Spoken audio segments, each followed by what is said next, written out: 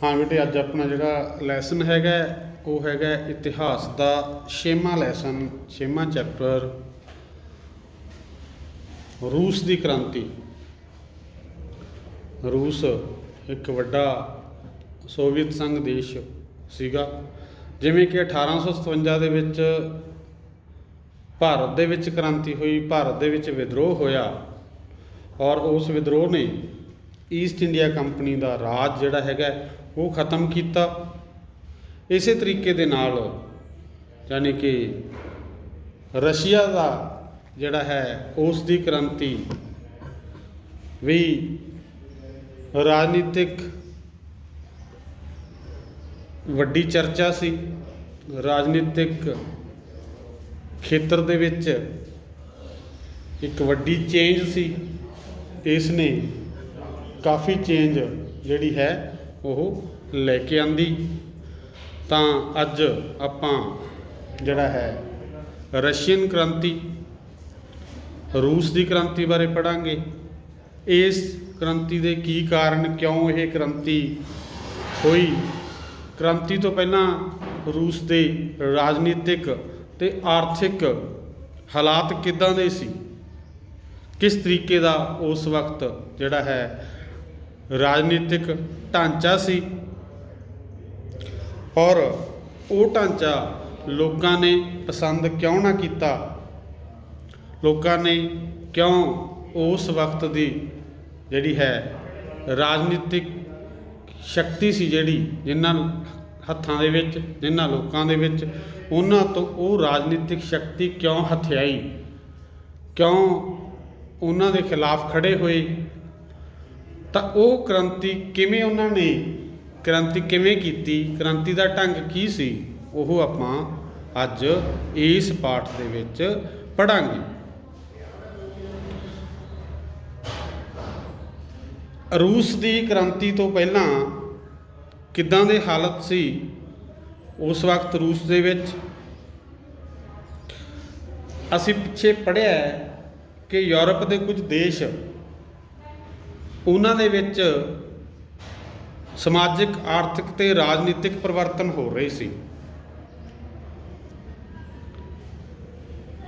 कुछ देश गणराज बन गए सी। इंग्लैंड एक वड्डा जिहड़ा है राजतंत्र के रूप दे विच सामने आया। पुराने शासक सी जिहड़े उस वक्त दे कुलीन वर्ग उच्च वर्ग सी जिहड़ा उस वक्त दा, उस दी थां ते देश विच रहण वाले मध्य वर्ग वो उभर के सामने आ रहे सी। क्योंकि असी देखिया है किसी भी देश की जे असी हिस्टरी पढ़ीए तां उत्थे राजियां दा राज रहा है।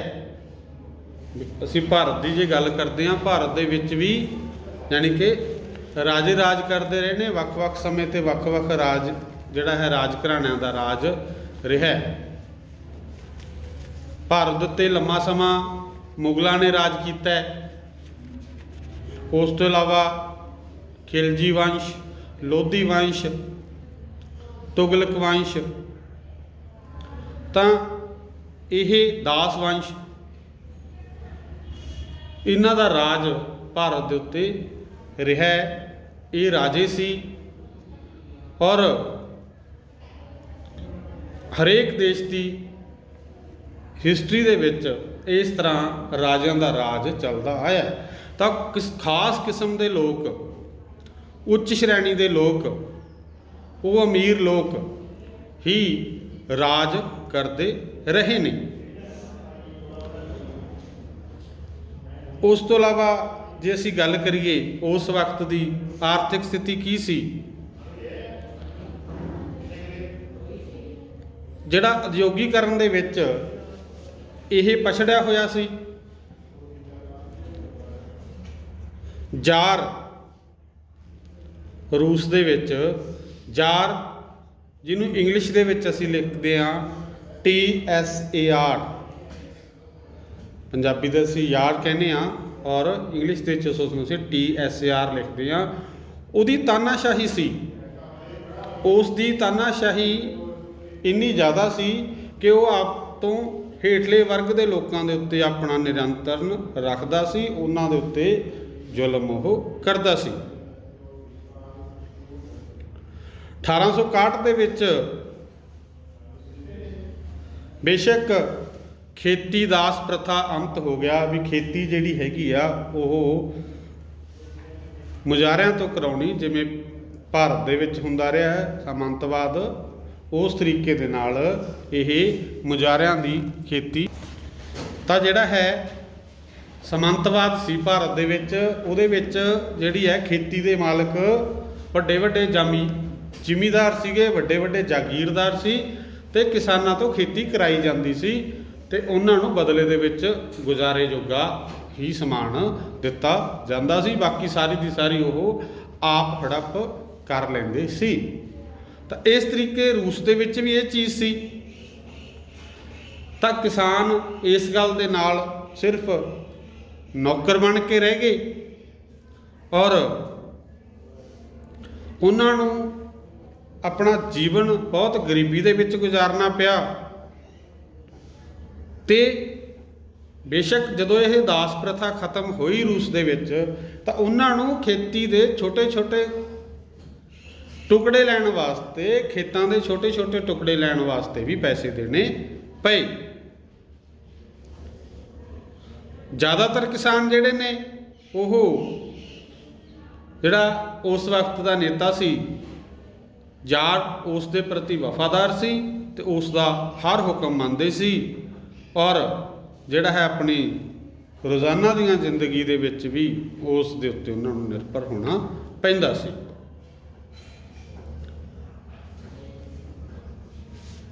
ਉਦਯੋਗੀਕਰਨ, ਉਦਯੋਗ ਕਿੱਦਾਂ ਦੇ ਸੀ ਉਸ ਵਕਤ? ਉਦਯੋਗ ਜਿਹੜਾ ਹੈ ਉਹ ਮਨੁੱਖ ਦੀ ਆਰਥਿਕ ਸਥਿਤੀ ਬਦਲਣ ਦੇ ਵਿੱਚ ਅਹਿਮ ਯੋਗਦਾਨ ਪਾਉਂਦੇ ਨੇ। ਜਦ ਕੋਈ ਇੰਡਸਟਰੀ, ਕੋਈ ਉਦਯੋਗ ਲੱਗ ਜਾਂਦਾ, ਤਾਂ ਉਸ ਦੇ ਨਾਲ ਜਿਹੜਾ ਹੈ ਉਸ ਵਿੱਚ ਕੰਮ ਕਰਨ ਵਾਲਾ ਕਿਰਤੀ, ਉਸ ਦੀ ਸਥਿਤੀ ਬਦਲਦੀ ਹੈ। ਇਸ ਵਿੱਚ ਉਦਯੋਗਿਕ ਧੰਦਿਆਂ ਦਾ ਬੋਲਬਾਲਾ ਹੁੰਦਾ ਹੈ, ਕੋਈ ਆਹ ਚੀਜ਼ ਬਣ ਗਈ, ਕੋਈ ਆਹ ਚੀਜ਼ ਬਣ ਗਈ, ਤਾਂ ਕੀ ਪ੍ਰਭਾਵ ਨੇ? ਤਾਂ ਤੁਹਾਡੇ ਇੱਥੇ ਇੱਕ ਚਿੱਤਰ ਬਣਿਆ ਹੋਇਆ ਹੈ ਜਿਹਦੇ ਵਿੱਚ ਲਿਖਿਆ ਉਦਯੋਗੀਕਰਨ ਦੇ ਪ੍ਰਭਾਵ, ਕੀ ਕੀ ਪ੍ਰਭਾਵ ਨੇ। ਸਭ ਤੋਂ ਵੱਡਾ ਪ੍ਰਭਾਵ ਤਾਂ ਇਹ ਹੈ ਕਿ ਉਦਯੋਗੀਕਰਨ ਨਾਲ ਆਦਮੀ, ਔਰਤ ਅਤੇ ਬੱਚੇ ਉਹ ਵੀ ਕਾਰਖਾਨਿਆਂ ਦੇ ਵਿੱਚ ਕੰਮ ਕਰਨ ਲੱਗ ਗਏ ਜਦ ਵੱਡੇ ਉਦਯੋਗ ਲੱਗੇ। ਉਸ ਤੋਂ ਇਲਾਵਾ ਕੀ ਹੋਇਆ, ਛੋਟੇ ਛੋਟੇ ਜਿਹੜੇ ਉਦਯੋਗ ਸੀ ਉਹ ਖਤਮ ਹੋ ਗਏ ਜਦੋਂ ਵੱਡੇ ਉਦਯੋਗ ਆ ਗਏ। ਜਿਵੇਂ ਕਿ ਅੰਗਰੇਜ਼ਾਂ ਨੇ ਭਾਰਤ ਦੇ ਵਿੱਚ ਕੀਤਾ, ਜਦੋਂ ਉਦਯੋਗ ਲਾਏ ਤਾਂ ਸਾਡੇ ਦੇਸ਼ ਦੇ ਵਿੱਚ ਜਿਹੜਾ ਹੱਥ ਨਾਲ ਬਣੇ ਜਿਹੜੇ ਸਮਾਨ ਹੈ, ਜਿਹੜੇ ਛੋਟੇ ਲਘੂ ਉਦਯੋਗ, ਕੁਟੀਰ ਉਦਯੋਗ, ਉਹ ਖਤਮ ਹੋਏ। ਇਸ ਤਰੀਕੇ ਦੇ ਨਾਲ ਇਹ ਵੀ ਇੱਕ ਪ੍ਰਭਾਵ ਉਦਯੋਗੀਕਰਨ ਦਾ ਹੋਇਆ। ਮਜ਼ਦੂਰਾਂ ਦੀ ਮਾੜੀ ਆਰਥਿਕ ਸਥਿਤੀ, ਉਹਨਾਂ ਨੂੰ ਉਨੇ ਪੈਸੇ ਨਹੀਂ ਮਿਲਦੇ ਸੀ। ਆਵਾਸ, ਇੱਕ ਥਾਂ ਤੋਂ ਦੂਜੀ ਥਾਂ 'ਤੇ ਜਾਣਾ, ਜਿੱਥੇ ਉਦਯੋਗ ਲੱਗ ਗਿਆ ਲੋਕ ਚੱਕ ਕੇ ਸਮਾਨ ਆਪਦਾ ਉੱਥੇ ਚੱਲ ਪਏ ਵੀ ਸਾਨੂੰ ਉੱਥੇ ਕੀ ਹੈ, ਰੁਜ਼ਗਾਰ ਮਿਲ ਜੂਗਾ। ਸਫਾਈ ਦੀਆਂ ਸਮੱਸਿਆਵਾਂ, ਉਦਯੋਗਾਂ ਦੇ ਨੇੜੇ ਬਸਤੀਆਂ ਵਸ ਗਈਆਂ ਔਰ ਉਹਨਾਂ ਬਸਤੀਆਂ ਦੇ ਵਿੱਚ ਸਫਾਈ ਦਾ ਕੋਈ ਬਹੁਤਾ ਪ੍ਰਬੰਧ ਨਹੀਂ ਸੀ। ਵੱਧ ਘੰਟਿਆਂ ਲਈ ਘੱਟ ਮਜ਼ਦੂਰੀ, ਮਜ਼ਦੂਰਾਂ ਦਾ ਸ਼ੋਸ਼ਣ ਹੁੰਦਾ ਸੀ, ਉਹਨਾਂ ਤੋਂ ਸਾਰਾ ਦਿਨ ਰਾਤ ਕੰਮ ਕਰਾਇਆ ਜਾਂਦਾ ਸੀ, ਬਦਲੇ ਦੇ ਵਿੱਚ ਉਹਨਾਂ ਨੂੰ ਬਹੁਤ ਘੱਟ ਮਜ਼ਦੂਰੀ ਦਿੱਤੀ ਜਾਂਦੀ ਸੀ। ਬੇਰੁਜ਼ਗਾਰੀ ਵੀ ਸੀ। ਕੁਝ ਜਿਹੜੇ ਤਾਂ ਹੁਨਰਮੰਦ ਸੀਗੇ, ਆਪਣੇ ਰੁਜ਼ਗਾਰ ਕਿਰਤੀ, ਉਹਨਾਂ ਨੂੰ ਤਾਂ ਰੁਜ਼ਗਾਰ ਮਿਲਿਆ ਹੋਇਆ ਸੀ। ਜਿਨ੍ਹਾਂ ਨੂੰ ਕੰਮ ਕਰਨ ਦੇ ਢੰਗ ਨਹੀਂ ਆਉਂਦੇ ਸੀ ਉਹ ਬੇਰੁਜ਼ਗਾਰ ਰਹਿ ਜਾਂਦੇ ਸੀ। ਖੇਤੀ ਖੇਤਰ ਦੇ ਵਿੱਚ ਚਾਹੇ ਕਿਸੇ ਨੂੰ ਕੰਮ ਕਰਨਾ ਆਉਂਦਾ ਹੈ ਚਾਹੇ ਨਹੀਂ ਆਉਂਦਾ, ਅਖੀਰ ਉਹ ਕੱਖ ਤਾਂ ਮਾਰ ਹੀ ਲਊਗਾ। ਕੋਈ ਤਕਨੀਕ ਦੀ ਜ਼ਰੂਰਤ ਤਾਂ ਨਹੀਂ ਹੈਗੀ ਖੇਤੀ ਦੇ ਵਿੱਚ। ਲੇਬਰ ਹੈ, ਬੰਦੇ ਨੂੰ ਕਹਤਾ ਵੀ ਆਹ ਖਾਲ ਪੱਟ ਦੇ, ਆਹ ਜ਼ਮੀਨ ਦਰਖਤ ਪੱਟ ਦੇ, ਕੁਛ ਨਹੀਂ ਉਹ ਪੱਟ ਦੂਗਾ, ਜ਼ੋਰ ਨਾਲ ਆਪਦਾ ਕੰਮ ਕਰੀ ਜਾਊਗਾ।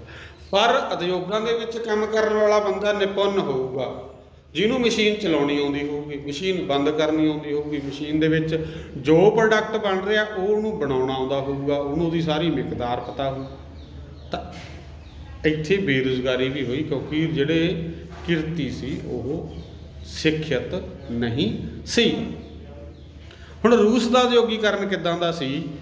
ਦੇਸ਼ ਨੂੰ ਤਾਕਤਵਰ ਬਣਾਉਣ ਵਾਸਤੇ ਉਸ ਵਕਤ ਦੇ ਤਾਨਾਸ਼ਾਹ ਯਾਦ ਨੇ 19ਵੀਂ ਸਦੀ ਦੇ ਵਿੱਚ ਤੇਜ਼ੀ ਦੇ ਨਾਲ ਰਸ਼ੀਆ ਦੇ ਵਿੱਚ ਉਦਯੋਗ ਲਾਉਣੇ ਸ਼ੁਰੂ ਕਰ ਦਿੱਤੇ। ਲੋਹਾ ਇਸਪਾਤ ਦੇ ਕਾਰਖਾਨੇ ਲਾਏ ਗਏ ਤੇ ਇਹਨਾਂ ਉਦਯੋਗਾਂ ਦੇ ਮਾਲਕ ਕੀ ਸੀ? ਬਹੁਤ ਸਾਰੇ ਵਿਦੇਸ਼ੀ ਸੀ। ਤੇ ਉਹਦੇ ਵਿੱਚ ਕਾਮੇ ਕਿਹੜੇ ਰੱਖੇ ਗਏ? ਰੂਸ ਦੇ, ਆਪਦੇ ਦੇਸ਼ ਦੇ। ਜਿਵੇਂ ਸਾਡੇ ਦੇਸ਼ ਦੇ ਵਿੱਚ ਉਦਯੋਗ ਲਾਏ ਅੰਗਰੇਜ਼ਾਂ ਨੇ, ਤੇ ਉੱਥੇ ਕੰਮ ਕਰਨ ਵਾਲੇ ਕਾਮੇ ਕੌਣ ਸੀ? ਭਾਰਤੀ। ਇਸੇ ਤਰੀਕੇ ਦੇ ਨਾਲ ਰੂਸ ਦੇ ਵਿੱਚ ਜਿਹੜੀ ਉਦਯੋਗੀਕਰਨ ਜ਼ਾਰ ਨੇ ਸ਼ੁਰੂ ਕੀਤਾ, ਤਾਂ ਉਹਦੇ ਵਿੱਚ ਕਾਰਖਾਨੇ ਲਵਾ ਲਏ ਵਿਦੇਸ਼ਾਂ ਤੋਂ, ਤੇ ਉੱਥੇ ਜਿਹੜੀ ਲੇਬਰ ਸੀ ਉਹ ਕਿਹੜੀ ਬਣਾਈ ਗਈ? ਰੂਸੀ, ਉਸ ਦੇਸ਼ ਦੀ ਲਾ। ਠੀਕ ਹੈ, ਤਾਂ ਆਦਮੀ, ਔਰਤਾਂ, ਬੱਚੇ ਸਭ ਕਾਰਖਾਨਿਆਂ ਵਿੱਚ ਕੰਮ ਕਰਨ ਲਈ ਜਾਣ ਲੱਗੇ। ਕੰਮ ਦੇ ਮਾੜੇ ਹਾਲਾਤ ਤੇ ਘੱਟ ਤਨਖਾਹਾਂ ਕਰਕੇ ਇਹ ਮਜ਼ਦੂਰ ਇੱਕ ਦੂਜੇ ਦੇ ਨੇੜੇ ਆਏ ਤੇ ਇਕੱਠੇ ਹੋਣ ਲੱਗ ਗਏ, ਬਸਤੀਆਂ ਬਣਾ ਲਈਆਂ, ਸੰਗਠਨ ਬਣਾ ਲਏ, ਆਪਣੀ ਵੱਖਰੀ ਪਛਾਣ ਜਿਹੜੀ ਆ ਉਹਨਾਂ ਨੇ ਬਣਾ ਲਈ। ਠੀਕ ਹੈ, ਤਾਂ TSAR ਮੈਂ ਤੁਹਾਨੂੰ ਦੱਸ ਰਿਹਾ ਸੀ ਨਾ, ਇਸ ਦਾ ਉਚਾਰਨ ਯਾਰ ZAAR ਦੇ ਨਾਲ ਹੁੰਦਾ ਹੈ, ਜਿਹਦਾ ਅਰਥ ਹੁੰਦਾ ਹੈ ਸਰਵ ਉੱਚ ਸ਼ਾਸਨ, ਸਭ ਤੋਂ ਉੱਚਾ ਸ਼ਾਸਕ। ਰੂਸ ਵਿੱਚ ਜ਼ਾਰ ਸ਼ਾਹੀ ਦੀ ਸ਼ੁਰੂਆਤ 1547 ਦੇ ਵਿੱਚ ਹੋਈ, ਤੇ ਆਹ ਸੀ ਉਹਦੀ ਫੋਟੋ, ਜ਼ਾਰ ਨਿਕੋਲਸ। ਠੀਕ ਹੈ, ਯਾਰ ਨਿਕੋਲਸ ਦੀ ਫੋਟੋ ਜਿਹੜੀ ਹੈਗੀ ਹੈ ਉਹ ਤੁਹਾਨੂੰ ਇੱਥੇ ਦਿਖਾ ਦਿੱਤੀ ਹੈ। ਠੀਕ ਹੈ, ਉਸ ਤੋਂ ਬਾਅਦ ਅੱਗੇ ਕੀ ਹੋਇਆ ਕਿ ਜਿਹੜਾ ਜ਼ਾਰ ਸੀ ਇਹ ਆਪਣੇ ਰਵੱਈਏ ਦੇ ਨਾਲ, ਆਪਣੀ ਤਾਨਾਸ਼ਾਹੀ ਦੇ ਨਾਲ ਰਾਜ ਚਲਾਉਂਦਾ ਸੀ, ਔਰ ਲੋਕਾਂ ਨੂੰ ਕੋਈ ਬਹੁਤੇ ਅਧਿਕਾਰ ਨਹੀਂ ਦਿੱਤੇ ਗਏ ਸੀ। ਉਸ ਨੇ ਆਪਣੀ ਗੁਪਤ ਸੈਨਾ ਤੇ ਗੁਪਤ ਪੁਲਿਸ ਦੇ ਨਾਲ ਕੀ ਹੈ, ਲੋਕਾਂ ਦਾ ਦਮਨ ਕੀਤਾ, ਲੋਕਾਂ ਤੇ ਅਤਿਆਚਾਰ ਕੀਤੇ, ਔਰ ਜਿਹੜੇ ਨੇ ਇਹਨਾਂ ਉਦਯੋਗਾਂ ਦੇ ਵਿੱਚ ਕੰਮ ਕਰਨ ਵਾਲੇ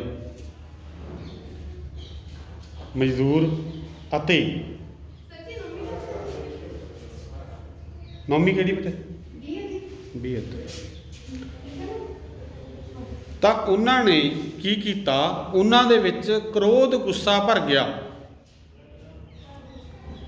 ਉਹਨਾਂ ਨੇ ਆਪਣੇ ਵੱਖੋ ਵੱਖਰੇ ਧੜੇ ਬਣਾ ਲਏ, ਗਰੁੱਪ ਬਣਾ ਲਏ, ਯੂਨੀਅਨਾਂ ਬਣਾ ਲਈਆਂ। ਬਾਅਦ ਦੇ ਵਿੱਚ ਇਹ ਜਿਹੜੇ ਧੜੇ ਸੀ ਇਹ ਰਾਜਨੀਤਿਕ ਪਾਰਟੀ ਦੇ ਰੂਪ ਦੇ ਵਿੱਚ ਉੱਭਰੇ। ਉਹਦੇ ਵਿੱਚ ਕੁਛ ਉਦਾਰਵਾਦੀ, ਬੋਲਸ਼ਵਿਕ, ਮੈਨਸ਼ਵਿਕ ਇਹ ਧੜੇ ਬਣੇ, ਔਰ ਇਹਨਾਂ ਨੇ ਸ਼ੁਰੂ ਕੀਤਾ ਕੰਮ ਰੂਸ ਦੇ ਇਸ ਯਾਰ ਰਾਜੇ ਤੋਂ ਮੁਕਤੀ ਪਾਉਣ ਦਾ ਕੰਮ। ਤਾਂ ਉਸ ਦੇ ਵਿਰੁੱਧ ਕਾਰਵਾਈਆਂ ਕਰਨੀਆਂ ਸ਼ੁਰੂ ਕਰ ਦਿੱਤੀਆਂ, ਔਰ ਉਹਨਾਂ ਨੇ ਕੀ ਕੀਤਾ? 1881 ਦੇ ਵਿੱਚ ਯਾਰ ਨਿਕੋਲਸ ਦੀ ਹੱਤਿਆ ਕਰ ਦਿੱਤੀ। ਠੀਕ ਹੈ, ਕਿਉਂਕਿ ਇਹ ਕ੍ਰੋਧੀ ਸੀ, ਇਹਨਾਂ ਨੂੰ ਕ੍ਰੋਧ ਆਇਆ ਹੋਇਆ ਸੀ ਵੀ ਸਾਡੇ ਨਾਲ ਧੱਕਾ ਹੁੰਦਾ ਹੈ, ਅਸੀਂ ਜਿਹੜਾ ਹੈ ਇਹਦੀ ਤਾਨਾਸ਼ਾਹੀ ਨਹੀਂ ਸਹਿਣੀ। ਠੀਕ ਹੈ, ਤਾਂ ਉਹਨਾਂ ਨੇ ਕੀ ਕੀਤਾ? 1881 ਦੇ ਵਿੱਚ ਯਾਰ ਅਲੈਗਜ਼ੈਂਡਰ ਦੂਜੇ ਦੀ ਹੱਤਿਆ ਕਰ ਦਿੱਤੀ। ਤਾਂ 1905 ਦੇ ਵਿੱਚ ਕ੍ਰਾਂਤੀ ਆਈ, ਤਾਂ ਲੋਕਾਂ ਨੇ ਆਪਣੀਆਂ ਔਕੜਾਂ ਨੂੰ ਮੁੱਖ ਰੱਖਦੇ ਹੋਏ 1905 ਦੇ ਵਿੱਚ ਇੱਕ ਕ੍ਰਾਂਤੀ ਨੂੰ ਜਨਮ ਦਿੱਤਾ। ਉਹਨਾਂ ਨੇ ਕਿਵੇਂ ਇਹ ਕ੍ਰਾਂਤੀ ਲਿਆਂਦੀ? ਰੂਸੀ ਜਾਪਾਨੀ ਯੁੱਧ ਵਿੱਚ ਜਾਪਾਨ ਦੇ ਹੱਥੋਂ ਰੂਸ ਦੀ ਕਰਾਰੀ ਹਾਰ ਨੇ ਇਸ ਕ੍ਰਾਂਤੀ ਨੂੰ ਭੜਕਾਇਆ। ਜਾਪਾਨ ਨੇ ਰੂਸ ਨੂੰ ਹਰਾਤਾ, ਔਰ ਇੱਥੋਂ ਦੇ ਜਿਹੜੇ ਵਿਰੋਧੀ ਸੀ ਉਹਨਾਂ ਨੂੰ ਇਸ ਗੱਲ ਲਈ ਬਲ ਮਿਲਿਆ ਕਿ ਰਾਜਨੀਤਿਕ ਤੌਰ 'ਤੇ ਜਿਹੜਾ ਹੈਗਾ ਰੂਸ ਆ ਉਹ ਹਾਰ ਚੁੱਕਿਆ ਹੈ। ਔਰ ਇਹ ਗੱਲ ਸਾਹਮਣੇ ਆਈ ਕਿ ਜਿਹੜਾ ਯਾਰ ਹੈ ਉਹ ਕੋਈ ਵੱਡਾ ਨੇਤਾ, ਵੱਡਾ ਰਾਜਾ ਨਹੀਂ ਰਿਹਾ, ਔਰ ਉਹਦੇ ਹੀ ਸਿਪਾਹੀਆਂ ਨੇ, ਕਿਸਾਨਾਂ ਨੇ ਮੱਧਵਰਤੀ ਲੋਕਾਂ ਨਾਲ, ਵਿਚਕਾਰਲੇ ਜਿਹੇ ਲੋਕਾਂ ਨਾਲ ਤੇ ਅਮੀਰ ਜ਼ਿਮੀਂਦਾਰਾਂ ਨਾਲ ਮਿਲ ਕੇ ਜਿਹੜਾ ਹੈ ਇਸ ਚੀਜ਼ ਨੂੰ ਜਿਹੜਾ ਹੈ ਉਹਦੇ ਸਿਪਾਹੀਆਂ ਨੇ ਇਹਨਾਂ ਨੂੰ ਕੁਚਲਿਆ। ਵਿਦਰੋਹੀਆਂ ਵਿੱਚ ਤਾਲਮੇਲ ਦੀ ਘਾਟ ਹੋਣ ਕਾਰਨ ਜ਼ਾਰ ਨੇ ਬਹੁ ਗਿਣਤੀ ਸੈਨਾ ਦੀ ਸਹਾਇਤਾ ਦੇ ਨਾਲ ਇਹਨਾਂ ਕ੍ਰਾਂਤੀਕਾਰੀਆਂ ਨੂੰ ਕੁਚਲ ਦਿੱਤਾ। ਕਹਿਣ ਦਾ ਭਾਵ ਜਿਹੜੀ ਕ੍ਰਾਂਤੀ ਸ਼ੁਰੂ ਹੋਈ ਸੀ, ਆਪਾਂ ਦੇਖਿਆ ਵੀ ਜ਼ਾਰ ਕੋਲੇ ਸੈਨਾ, ਆਪਾਂ ਪਹਿਲਾਂ ਪੜ੍ਹਿਆ ਸੀ ਸੈਨਾ ਸੀ, ਉਸ ਸੈਨਾ ਦੀ ਸਹਾਇਤਾ ਦੇ ਨਾਲ ਇਹਨਾਂ ਮੱਧਵਰਤੀ ਜਿਨ੍ਹਾਂ ਨੇ ਸਿਰ ਚੁੱਕਣ ਦੀ ਕੋਸ਼ਿਸ਼ ਕੀਤੀ ਸੀ ਉਹਨਾਂ ਨੂੰ ਜਿਹੜਾ ਹੈ ਖਤਮ ਕਰ ਦਿੱਤਾ। ਰੂਸ 1905 ਤੋਂ ਲੈ ਕੇ 1917 ਤੱਕ ਕਿਸ ਤਰ੍ਹਾਂ ਦੀਆਂ ਗਤੀਵਿਧੀਆਂ ਵਿੱਚ ਰਿਹਾ ਇਹ ਵੀ ਆਪਾਂ ਵੇਖਦੇ ਹਾਂ। ਇਹਦੇ ਵਿੱਚ ਉਹਨਾਂ ਨੇ ਇੱਕ ਸੰਸਦ ਦੀ ਚੋਣ ਕੀਤੀ ਜਿਹਨੂੰ ਡੂਮਾ ਕਿਹਾ ਜਾਂਦਾ ਹੈ, ਨਾਮ ਯਾਦ ਰੱਖਣ ਵਾਲਾ ਹੈ ਡੂਮਾ। ਪ੍ਰੈਸ ਅਤੇ ਸੰਗਠਨ ਬਣਾਉਣ ਦੀ ਸੁਤੰਤਰਤਾ, ਮਜ਼ਦੂਰਾਂ ਦੀ ਕੰਮ ਕਰਨ ਦੀਆਂ ਸਥਿਤੀਆਂ ਵਿੱਚ ਸੁਧਾਰ ਅਤੇ ਤਨਖਾਹ ਵਿੱਚ ਵਾਧਾ, ਮੁਕਤੀ ਭੁਗਤਾਨ ਯਾਨੀ ਕਿ ਦਾਸਾਂ ਵੱਲੋਂ ਆਪਣੇ ਆਪ ਨੂੰ ਮੁਕਤ ਕਰਾਉਣਾ ਅਤੇ ਜ਼ਮੀਨ ਦੀ ਮਲਕੀਅਤ ਹਾਸਲ ਕਰਨ ਲਈ ਦਿੱਤਾ ਜਾਣ ਵਾਲਾ ਪੈਸਾ ਉਸ ਨੂੰ ਰੱਦ ਕਰਨਾ। ਇਹ ਕੁਛ ਕੰਮ ਯਾਨੀ ਕਿ ਜਿਹੜੇ ਨੇ ਉਹ ਕੀਤੇ ਗਏ। ਇਹਦੇ ਵਿੱਚ ਇੱਕ ਸ਼ਬਦ ਤੁਹਾਡੇ ਸਾਹਮਣੇ ਆਇਆ ਡੂਮਾ। ਡੂਮਾ ਸ਼ਬਦ ਦਾ ਅਰਥ ਹੈ ਸੋਚਣਾ। ਇਹ ਉਸ ਵਕਤ ਦੇ ਤਾਨਾਸ਼ਾਹ ਯਾਰ ਨੂੰ ਵੱਡਾ ਧੱਕਾ ਲੱਗਿਆ ਕਿਉਂਕਿ ਉਸ ਵਕਤ ਦੇ ਲੋਕਾਂ ਨੇ ਇਕੱਠੇ ਹੋ ਕੇ ਡੂਮਾ ਦੀ ਸਥਾਪਨਾ ਕੀਤੀ ਤੇ ਇਹ ਡੂਮਾ, ਇਹ ਸੰਸਦ ਦਾ ਕੰਮ ਕੀ ਸੀ? ਉਸ ਵਕਤ ਦੇ ਤਾਨਾਸ਼ਾਹ ਯਾਰ ਨੂੰ ਸਲਾਹ ਦੇਣੀ, ਰੂਸ ਦੇ ਲੋਕਾਂ ਲਈ ਕਾਨੂੰਨ ਪਾਸ ਕਰਨੇ। ਤਾਂ ਇਸ ਤਰ੍ਹਾਂ ਡੂਮਾ ਰਸ਼ੀਆ ਦੇ ਵਿੱਚ, ਰੂਸ ਦੇ ਵਿੱਚ ਇੱਕ ਸਲਾਹ ਦੇਣ ਵਾਲੀ ਸੰਸਥਾ ਬਣ ਗਈ ਤੇ ਅੱਜ ਵੀ ਰੂਸ ਦੀ ਸੰਸਦ ਨੂੰ ਡੂਮਾ ਕਿਹਾ ਜਾਂਦਾ ਹੈ। ਗੱਲ ਯਾਦ ਰੱਖਣ ਵਾਲੀ ਹੈ। ਸਾਡੀ ਸੰਸਦ ਕਿੱਥੇ ਹੈ? ਭਾਰਤ ਦੀ ਸੰਸਦ ਕਿਹੜੇ ਸ਼ਹਿਰ 'ਚ ਹੈ ਜਿੱਥੇ ਕਾਨੂੰਨ ਬਣਦੇ ਆ? ਸਾਡੇ ਦੇਸ਼ ਦੇ, ਸਾਡੇ ਦੇਸ਼ ਦੇ ਕਾਨੂੰਨ ਕਿੱਥੇ ਬਣਦੇ ਨੇ? ਸੰਸਦ 'ਚ। ਕਿੱਥੇ ਆ ਉਹ? ਕਿੱਥੇ ਹੈ ਵੀ? ਪਾਰਲੀਮੈਂਟ ਕਿੱਥੇ ਹੈ? ਦਿੱਲੀ, ਨਵੀਂ ਦਿੱਲੀ। ਠੀਕ ਹੈ। ਸਾਡੇ ਪੰਜਾਬ ਦੇ ਕਾਨੂੰਨ ਕਿੱਥੇ ਬਣਦੇ ਆ? ਚੰਡੀਗੜ੍ਹ। ਉਹਨੂੰ ਕੀ ਕਹਿੰਦੇ ਆ ਅਸੀਂ? ਵਿਧਾਨ ਸਭਾ। ਠੀਕ ਹੈ। ਤਾਂ ਇਹ ਡੂਮਾ ਉਸ ਵਕਤ ਜਿਹੜਾ ਹੈ ਰੂਸ ਦੇ ਮੱਧਵਰਤੀ ਲੋਕਾਂ ਨੇ ਬਣਾਇਆ ਔਰ ਇਹਦਾ ਕੰਮ ਆਪਾਂ ਪੜ੍ਹ ਲਿਆ, ਕਾਨੂੰਨ ਬਣਾਉਣਾ ਤੇ ਉਸ ਵਕਤ ਦੇ ਜਿਹੜੇ ਤਾਨਾਸ਼ਾਹ ਹੈ ਉਸ ਨੂੰ ਕੀ ਕਰਨਾ, ਉਹਦੀ ਸ਼ਾਸਨ ਚਲਾਉਣ ਦੇ ਵਿੱਚ ਮਦਦ ਕਰਨੀ।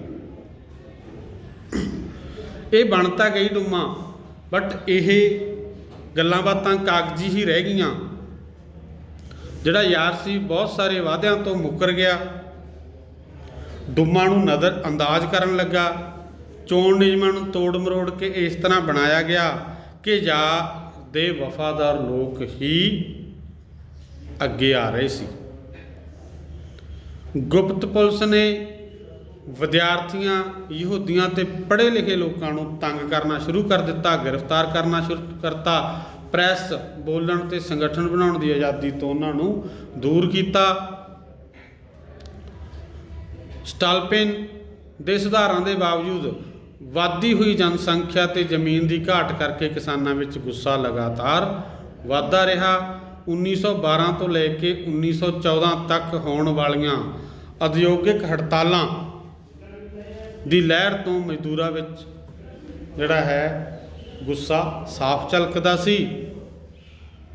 1912 ਦੇ ਵਿੱਚ ਲੇਨਾ ਗੋਲਡ ਨਾਮਕ ਸੋਨੇ ਦੀ ਖਾਣ ਵਿੱਚੋਂ 270 ਦੇ ਨੇੜੇ ਤੇੜੇ ਹੜਤਾਲੀ ਸੀ ਜਿਹੜੇ ਉਹ ਮਾਰ ਦਿੱਤੇ ਗਏ।